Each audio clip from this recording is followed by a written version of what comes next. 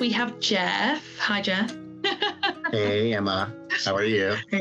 I'm good, thank you. Thank you so much for being on the podcast this month. Did you want to do a little intro for all our listeners? Sure. Jeff Willinger, originally a New Yorker, then Chicago, and now Southern California, arguably the three greatest spots in the United States.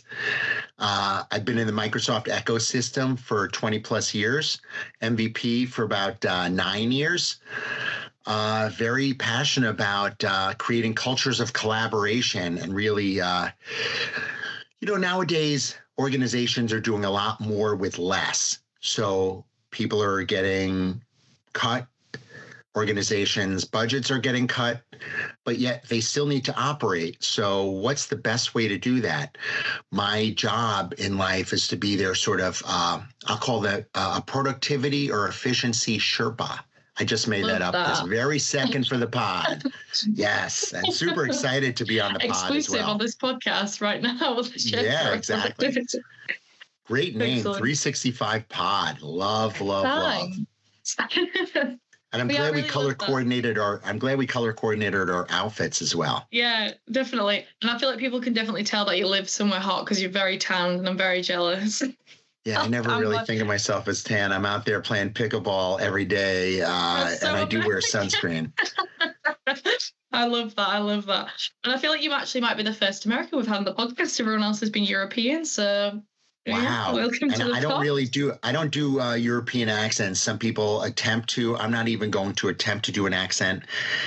At the end of the day, just like life, I can only be me.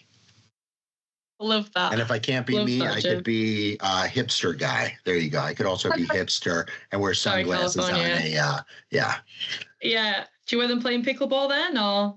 I definitely wear glasses playing pickleball because if you didn't know, the number one injury, and I also, again, representing Chicago as well.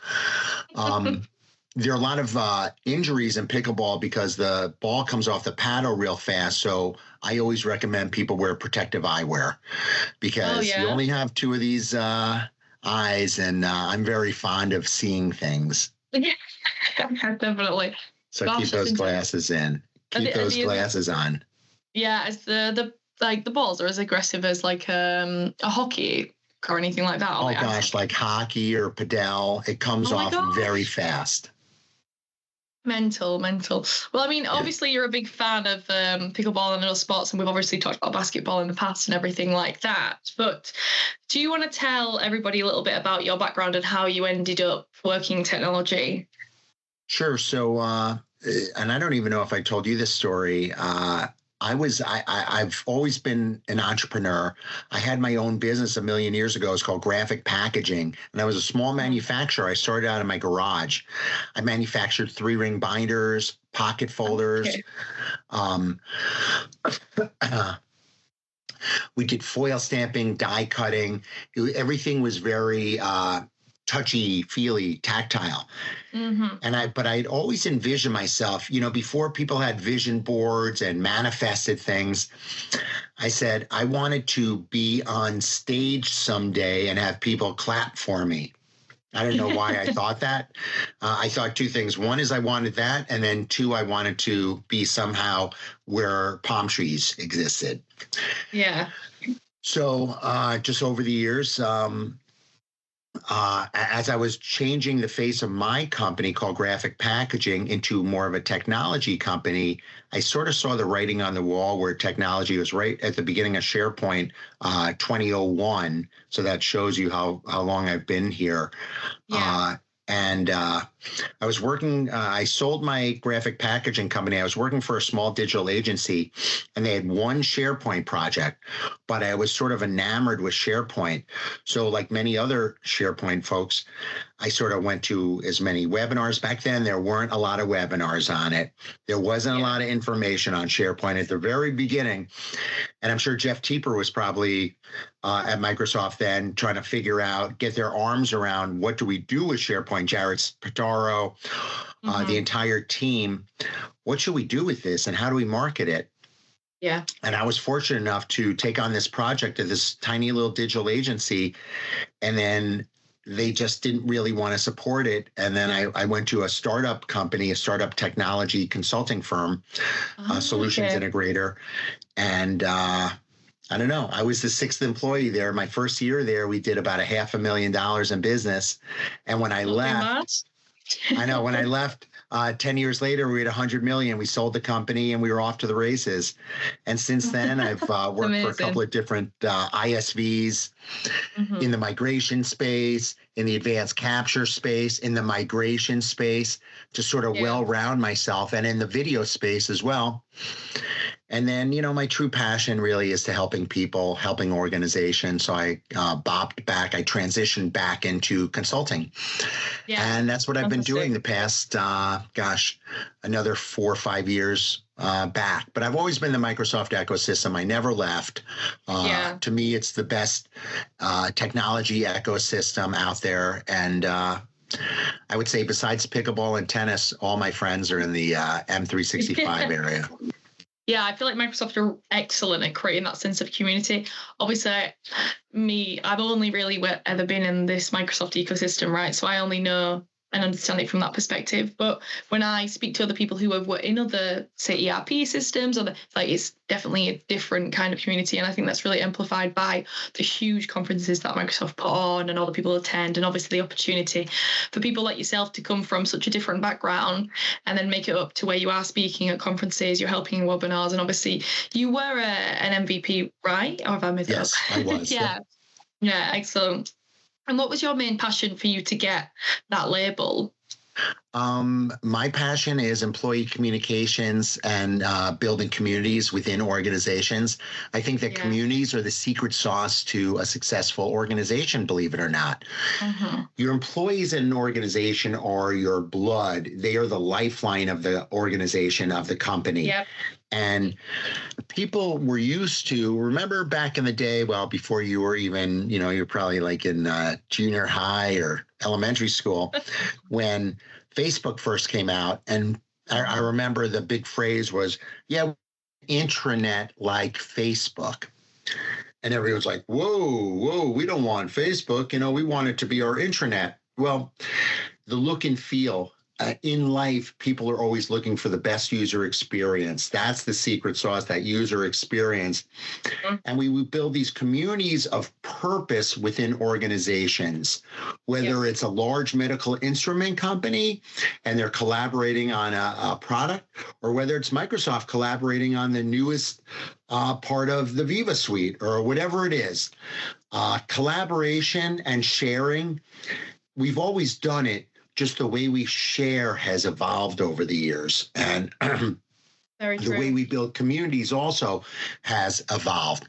That sense of belonging. Everyone wants to, not everyone, but most people want to belong to something. They want to belong to a community.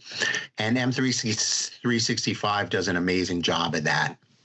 Yeah, definitely. So that's sort of, that's my passion, is really that employee journey, the employee experience, the EX. People talk about the consumer and digital experience when you're dealing with a brand. But guess what? If you lose sight of your employees within your organization, that's when, there's no connection. People want to feel connected to an organization. That's why everyone's not a contractor, and they want to have a job because they like that feeling of community. And like agreed. I said, communities. Yeah, I really love that term EX and like the community of purpose. I think that's a really important thing for the listeners to kind of take away from this, is that as much as it's amazing to invest in all the marketing and everything like that, fundamentally, if you don't have a strong network behind the business won't function.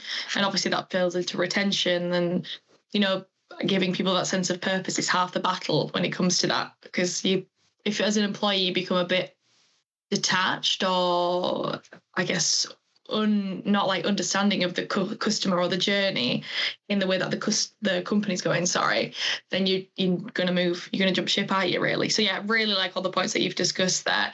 Is there any specific organization that you've worked in? You don't have to name drop the organization, but you really felt like they did that well and that you stayed there for a foreseeable time? Or was it when you were running your own businesses?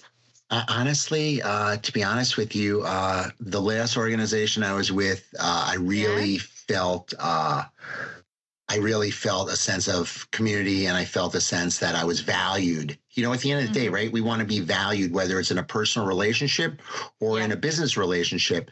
And I felt like I was really valued. I felt like their intranet was terrific. The people there, the culture, everything from, of course, the free lunches and happy hours to amazing holiday parties, a summer picnic, bringing everybody together because we're all so isolated. We all have blinders on most of the time, heads down. We have to we have to keep our jobs. So how do we keep our job? We isolate each other. I think it's sort of backwards. I think that instead of isolating each other, we should come together. But, it's a crazy state of work nowadays with people getting laid off. Even people that are working at jobs, their satisfaction is not what it used to be. And how do we turn that around? It's like, it's like steering the Titanic from behind. You don't know what's in front of you. So you have to get in front of it. And the companies that are staying in front of it, those are going to be the survivors. Those are the ones that are going to thrive in the future. But I think what you're going to see in business, and you've already been seeing it, is organizations coming together and merging, one company, taking the lead. It's been happening. I think that in the next couple of years, you're going to see it even more, especially I was in professional services. I think you're going to see these professional services organizations coming together and being absorbed by larger organizations. Yeah, definitely. I think that's the way that obviously we are in an industry where, well, every industry these days, people aren't necessarily sure what's coming around the corner and things. So the best way to, I guess, retain that staff, because sometimes people will jump the gun as well before they're aware of it, just because they're unsure of what the trajectory is. So yeah, I definitely agree with everything that you've said there. I know that your preference is always, well, you've always stayed within the Microsoft tech stack, right? And obviously M365 is like your bread and butter. I imagine if we cut your arm off, you'd have M365 like tattooed. I mean, the thing is, I look at M365, all the different components of it. I'll focus for a second on the Viva suite, especially the communication suite, which many of your listeners might have heard of. Everyone sort of knows connections. That's sort of what we would use for the intranet. But then within that, you've got Amplify, and then the product form, I'll call it the product formerly known as Yammer, which is now rebranded as Engage, which is really, to me, Engage is the secret sauce to a successful intranet or a successful communications plan within an organization. Bringing people together across the organization, hopefully sponsored by leaders, because we need that sort of C-level executives part of the program so that they could also, if I see that my boss is participating in it, it's going to make me want to as well. And really bring value. Are we doing this for a bowling and sailing community? Maybe, but we're also doing it to really solve business problems. Answer the why. Why are we doing this? Are we doing it just to do it? Or are we doing to solve a business problem? And hopefully we're solving business problems, or else we're just spinning each other's wheels. I mean, I don't know what to say about it, but so you've got your Amplify, Connections, and Engage. And then are they the ones that you would recommend the most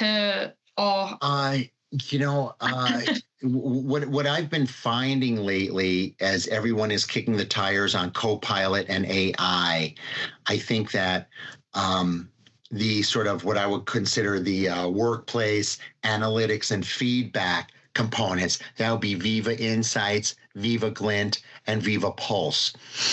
Okay. I would say probably the most important out of those would probably be, a toss-up between Insights, which is really improving employee productivity and well-being through these data-driven insights and recommendations.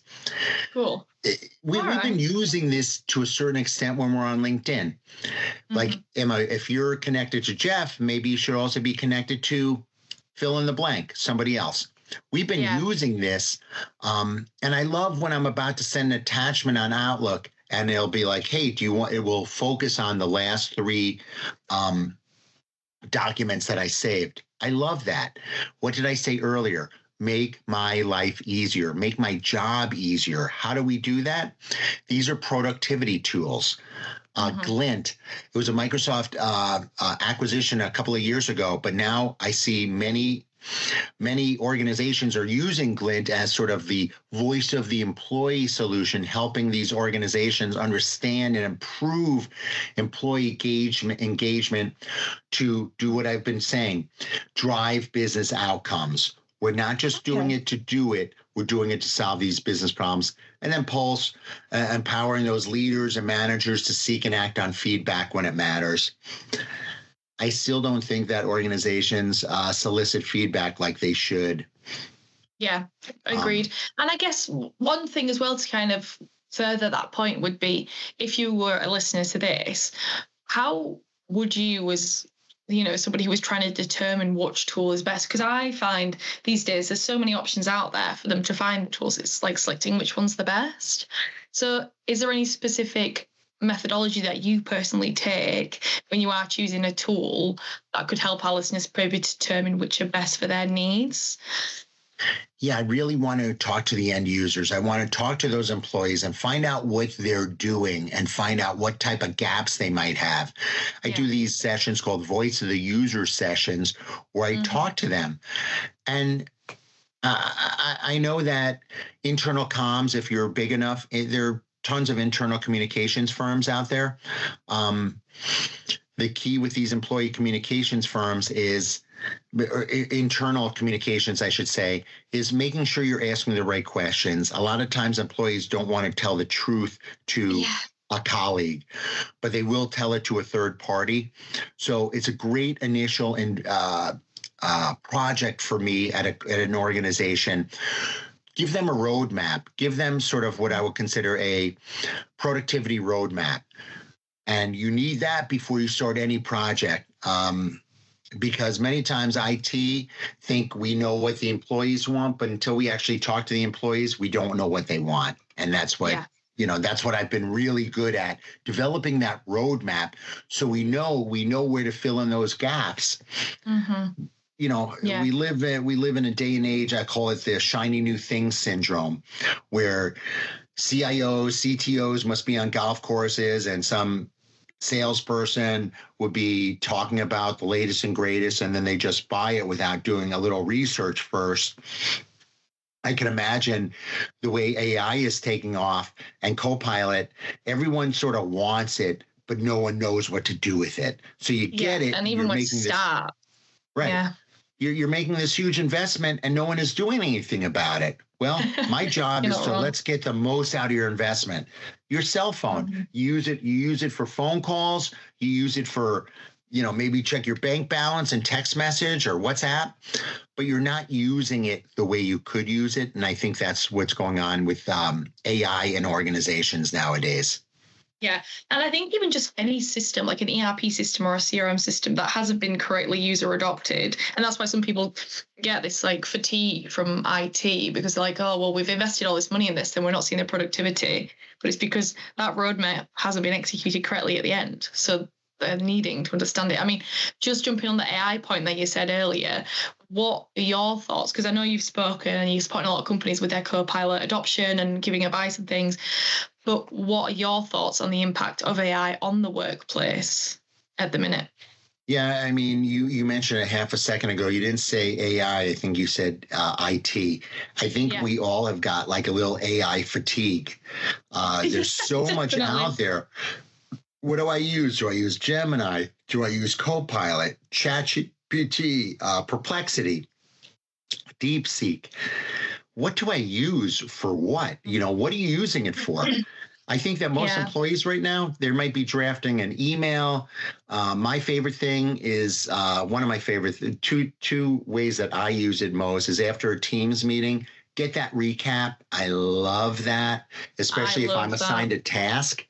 I want to make sure I knock that task out. That's number one. Number two is with the AI fatigue or what I'm using it for is when I'm creating, I give a lot of presentations all over the country, all over the world, I should say. And many times I'll write an outline and then I'll put it into Copilot and ask Copilot to create a PowerPoint for me. Yeah. And it's a great Kickstarter. At the end of the day, it's not going to be perfect, but it will help kickstart whatever I'm looking for. Yeah, agreed. I think the Teams meeting notes and the task is like my favorite. Sometimes the transcript's a bit rogue with various accents, and we have quite an international team, so sometimes it struggles with the accents on. Even though I understand him, he understands me, which is saying something with my accent.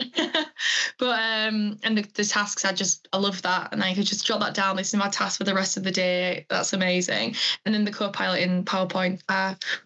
Honestly, PowerPoint presentations used to take hours and hours, didn't they?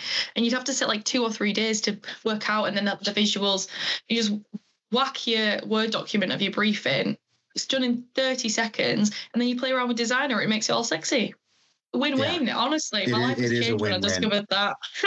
Yeah. I love it. Yeah, what I've been doing or in the past, I would just use an old PowerPoint with the same branding and just update it. And it's so much easier now using AI. It's a game changer for me. But there's so many different things that organizations could do with AI and Copilot. And I don't know if we're going to talk about my sort of my methodology around that. Definitely. I think it's worth mentioning that, because I think that's something a lot of, because you mentioned earlier about people, there's so much AI, you don't know where to start with it, what do you do? So that methodology could be incredibly useful if people want to take that on board or even ask you in more detail about it. I do. But before I even get into that, I want to talk just for a quick second about Viva Goals. I think Viva Goals within an organization is underutilized. And I think that organizations are kicking the tires on it. I'm surprised that it's its own SKU. And what I mean by that is when you're purchasing goals, you basically have to pay another licensing fee. But really, what Goals does is aligns the teams within your organization to your organization's strategic priorities and driving results and really make the business thrive. With Goals, you can connect employees to the organization's goals and stay aligned at scale and drive business results to empower the people and the teams to understand their impact. Okay. And I think that tell me a little bit more about that though, Jeff, because I've not heard of Viva Goals. I've not heard of that, and there's so many tools out there that I use on the Microsoft stack. So many. So where can people find it, or what's the crack with that? I mean, honestly, there's so much out there nowadays. There's so much on the tech blog within Microsoft or learn.microsoft.com.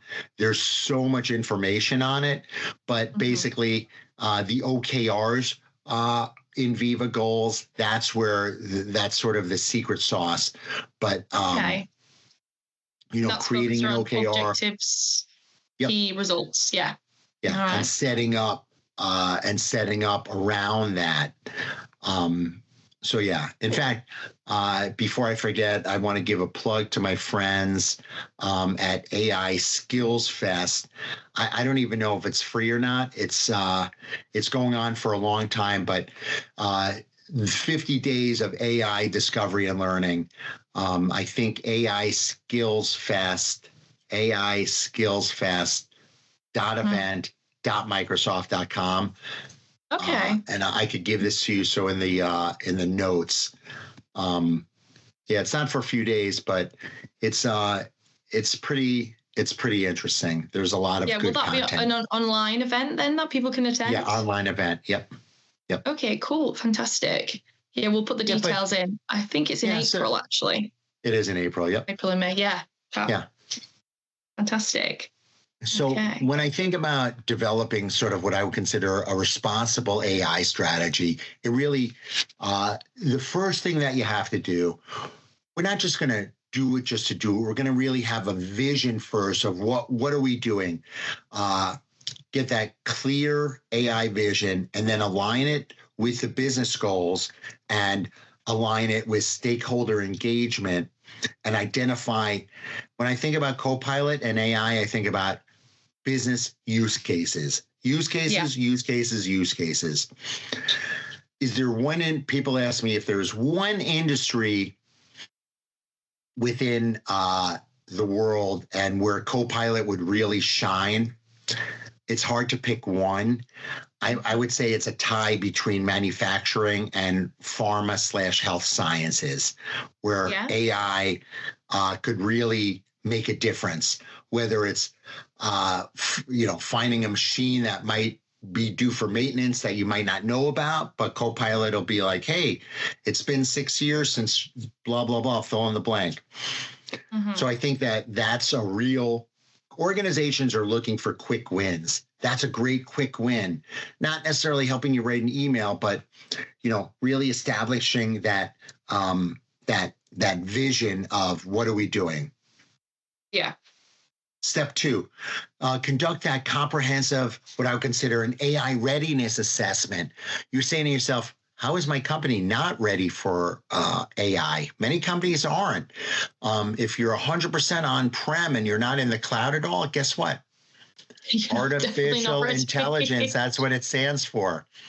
Yeah. Yes, internal, many organizations are building their own based upon language models, but it's not the only thing. We need that outside information. It has to be able to access it. So really figure out what your current state analysis is, and then identify those gaps and what I would consider opportunities, sort of like that SWOT analysis. Really figure out what those gaps are. Okay. And I suppose one thing as well to jump on that is organizations, especially say if you're rolling out Copilot, double check your permissions, the access for permissions and things like that, because that's been a few companies in the past, and you just need to really be 100% sure before you go for the full rollout. Oh yeah, if you're my CEO and I'm able to look up your salary on my thing, that's probably not a good thing, I'm guessing. Definitely not. Well, who knows? The CEO could be severely underpaid, but I highly doubt that in most cases. True. Step 3. But yeah. Develop that AI implementation roadmap. I love roadmaps. Without a roadmap, if you're going to the market, there are probably a number of different ways you could get there. Many times you might use a maps program to help you get there. It's no different within an organization. Don't build it and expect they're going to come. Really prioritize use cases and resource allocation and planning. Have those committees within your organization. At my last organization that I was at, I helped roll out Copilot to 2,500 users. Get those super users, those change agents within your organization, get them waving the AI flag, and people will follow that. So it's no different then, it's no different now. You've got that. That's where you have to do, get that roadmap first. Step number 4, build that AI capabilities and infrastructure. Most organizations might not have that readily available. So make sure, do that tech audit inside your company and really make sure that your infrastructure could handle it. And then if not, get those capabilities skilled up and development around it. Yeah, definitely. And then, like I mentioned just a few minutes ago, get that pilot and scale the different types of Copilot/AI solutions. Get those pilots going. Get pilot or proof of concept. I mean, I interchange the term, but let's figure out and get those quick wins and scale up. I look at all these projects like running a marathon. You just don't go out and run 26.2 miles. You run 1 mile, 2 miles, 3 miles, and slug your way through 26.2. It's no different here. Yeah, we've been working with that with a couple of our customers on their Copilot rollouts as well, Jeff, where they've been saying, well, we've actually picked like the senior management who were the most open-minded to AI innovation. And then to be fair, we had a few people that weren't 100% on board, but after the training, they were like, oh my gosh, we love it. So what advice would you give to the listeners about who to select in those pilot groups? What should they pick senior management? Should they just pick anybody within different business units? Or Great question. I want to take a couple of folks from legal, a couple of people from accounting, a couple of people from marketing, the IT folks, marketing, corporate communications, security. Let's get a wide variety. I don't need the leaders in the in the pilot, I need the leaders to support the pilot. Yeah. I want the leaders to get scaled up, but it's not necessary. But I definitely need the leader sort of support. Mm-hmm. Yeah, agreed. And when you are supporting these businesses, is there any advice that you would give to, say, people who are keen within their organization to get Copilot rolled out? However, there isn't that vested interest or the understanding in the ROI from those above. How do you think that you can kind of change their minds, or do you think it's a bit of a losing battle at the minute? No. You know what? There's still a lot of companies that they're worried about security. To your point earlier about permissions, they're worried about other things, and let's make them feel very comfortable in what they're doing. Let's not force it down them. Let's let them see the light, because at the end of the day, we need to sort of embed this into the culture of the organization. We haven't talked about culture a lot, but I look at a project like this. It's not, everyone's like, oh, Jeff, you're the technologist in our family. It's really 80% technology, 80% culture, 20% technology. Let's get that out of the pod. It's all about culture, 80% culture, 20% technology. It's really not the other way around. Get those people, change management. We haven't talked about change management. Let's get people changing the way they do business internally, and then have ongoing learning and adoption.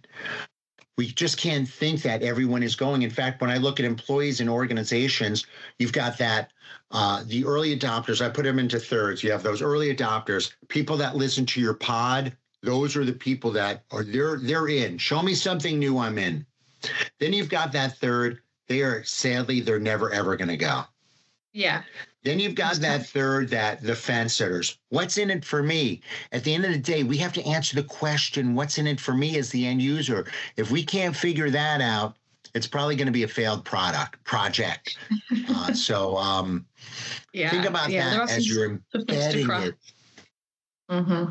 If you're losing weight, if you're on an exercise kick, whatever it is, crawl, walk, run, you're not going to cut out bread or pasta from your diet and lose 10 pounds overnight. It's going to take some time. It's no different when you're rolling out Copilot or AI in your organization. Really go slow. When I'm teaching pickleball to people and I'm changing their backhand from a one-handed backhand to a two-handed backhand, and it's not always easy. In fact, I know I've got a paddle around here somewhere. Let's see if I can grab this. Prepared, love it. Yeah, so when you're changing your backhand from a one-handed, and look at my buddy Dan Ray gave me this really snazzy MVP paddle, and that two-handed backhand, it's an art form, and you have to just tread lightly on it and try it and do repetition, muscle memory, and it's no different embedding AI into your culture.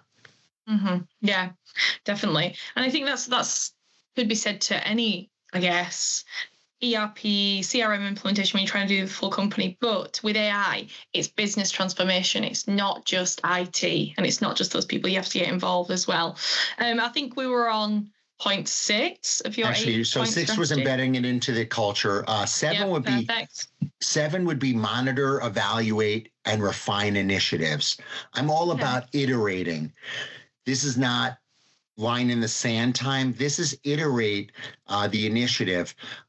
Let's track things, right? That's why Viva Pulse is a great way to track these initiatives. Let's figure out what they are and then really refine them to get those big wins. And then, have that sort of iterative improvement as you're going along in your journey. Look, we're all on our journeys. This is just another journey. It's the Copilot AI journey that we're all, it's not if, but when. Like when Microsoft announced a number of years ago, hey, we came up with this thing called Azure, depending upon where you're from.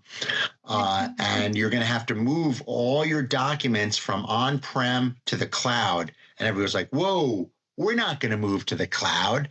And sure enough, everyone's going kicking and screaming. Yeah. AI is no different. I think people could see a lot more value from AI than they can moving their data to the cloud. But trust me, there's a lot of, from the cost standpoint to everything really moving to the cloud. But with AI, we're solving more business problems quicker. We're cutting down, if you're an accounting firm, analyzing those Excel spreadsheets. We haven't talked about that at all, but man, the benefits of that are insurmountable. They're just so many. Yeah, there was a statistic from a study that Microsoft released at the beginning of March where they did case studies on huge enterprises who had rolled out Copilot 12 months previously. And I think it was like a 432% return in investment was what they saw on average. And that 79% of the users felt that they had, I guess more brain battery because their brain wasn't being utilized on mundane tasks because Copilot could alleviate that and take that away from you. So they could actually focus on innovation and the new thing and what they actually paid to do rather all the admin behind the scenes. So it is so amazing for productivity and for just inspiration. Sounds a bit silly, when you're in a bit of a brain fog, aren't you? And you're like, how do I think about this? Or how do I respond to this? Or what do I say about this? If you kind of ask Copilot for ideas, it can give you a kick up the arse, excuse my French, in the right way. You know what I mean? So I think it's really useful for that. Again, people need to this isn't a replacement. It's a Copilot. It's to assist you and to get you out of those moments when you have been stuck. But it's, it saves me hours and hours a week. Now I can actually work, well, she says 9 to 5, but probably 7 till 7 still. But on a Friday, I can log off at 5 o'clock, so I don't need to be online because all the admin's done. It's exciting. Yeah. And then my last step really is, I would say this is the least sexy part, sort of like governance within your organization. It's that ensuring ethical AI use and compliance. Really set up those guidelines, those guardrails around what are we doing, and make sure it's all regulatory. When I think about health science, accounting, FinServ, it doesn't matter what industry, you always have got to, you always need to finish that off and make sure that you've got those sort of guardrails around it. And it's the best way would you suggest that people have a standard AI policy that they're constantly, especially when people are brought to the business? This is our AI policy. Absolutely. Have that sort of use and compliance that people will need to sign off on before they start using it. Yeah, definitely. I 100% agree with that one. For our AI training, we can incorporate people's AI policy into our training and make it a bit more customized, because otherwise there's no way that an organization can train all their staff on the same rules. And it's important for people to have that. As much as you've got to do your various trainings within the UK that you have to have annual training. I think there's like harassment ones that are all standardized. The AI training very much should be the same as that and tread to the same standard. Definitely. Is there any other points that you wanted to add to your strategy or advice for people when they are rolling out AI, adopting AI or anything like that, Jeff? No. I think that have realistic expectations. Yes. Agreed. Again, definitely just like I mentioned, diet earlier, or even dating. You don't go on one date and expect you to get married the next day, or you go on 3 dates. It takes time. Crawl, walk, run. Let's identify what those quick wins are, and let's hop on those. Yeah, thank you. I appreciate that, and I'm loving the use of metaphors. I love it. I'm all about use cases. Dating to getting married, interviewing to get a job, losing weight, the things that people think about on a daily basis. And Copilot is no different. AI is no different. Just because you have it doesn't mean it's going to solve business problems. At the end of the day, it's you and it's the employees that are solving those business problems. We still need employees. Definitely. Yeah, and that's why I guess because I don't know if you saw, there was a recent report, gosh, I think it was in February time, where Salesforce were basically, I know that's when at Microsoft, but it was a Salesforce, they were saying how they're not focusing on hiring any technical people, they're only focusing on customer relations and salespeople. So don't undervalue those soft skills as well when moving into the generation of AI, because people are, we are the world, if that's a bit corny, but we make the world turn. So there's something there to definitely consider. What's your thoughts on that then? I saw a commercial recently, and it was a robot mowing a guy's lawn while the guy got chased by one of those robots at the weekend. I'm not even lying. I actually got chased by someone. Of course you did. And then I was like, must be a lawn cutter. And it was like this tiny little robot moving across the grass. It was terrifying. Right. That's what I'm saying. So I think that in the near future, they're just like they're self-driving cars in Arizona. They're Ubers that, or it's not Uber, but a form of Uber that will pick you up without a driver. Wow. Yeah. Mental. Crazy. Scary stuff. I mean, speaking of that, I know that I have mentioned this before, because obviously we've known each other for a couple of months now, but about how in the podcast we like to structure it to be how failure isn't a failure and it is a form of success, right? And so I wanted to ask you, what either professionally or personally have you faced what could be considered as a failure, and then you've actually turned that to a positive, and then from that has become a success? Have you got any examples? I'm always thinking of business development and partnerships, sort of like a company sort of rejects you the first time, and then you knock on their door again and make sure, just like life, people don't always see the whole picture, and they don't know what they don't know.